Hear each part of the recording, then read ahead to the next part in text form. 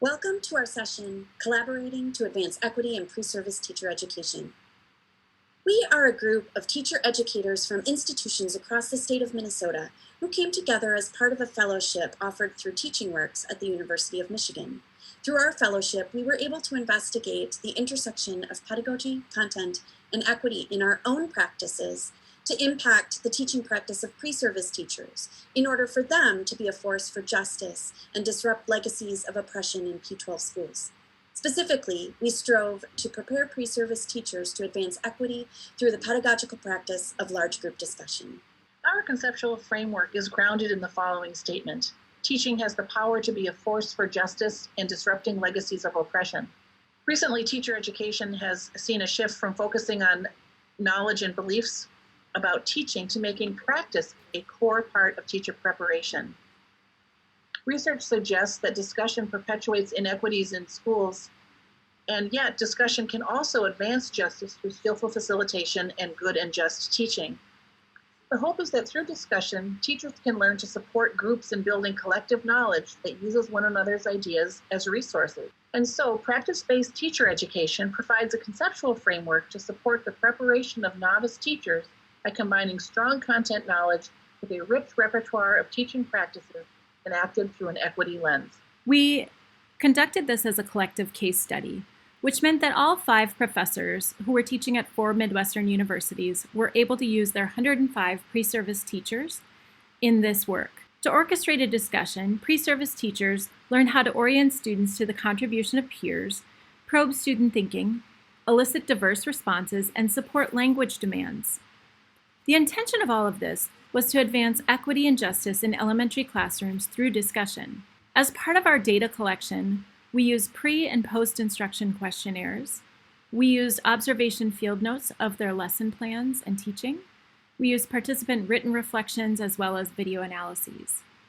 And we conducted all of this as an inductive analysis. Throughout the study, we met to discuss emerging patterns and themes, and finally went back and read our individual analyses on the themes. Initially, pre-service teachers felt confident in their ability to lead discussion in a way that attended to equity, diversity, and inclusion, but this confidence changed after teaching in the field as pre-service teachers recognized the complexity of this task. We found that pre-service teachers enacted discussion structures like orienting students to one another, eliciting multiple responses, asking discussion-worthy questions, and probing students to clarify and expand on ideas, but they found it more challenging to take concrete actions to address equity, diversity, and inclusion through discussion. We believe a variety of factors influenced our pre-service teachers. In some cases, pre-service teachers missed opportunities to advance equity because they seemed to lack awareness.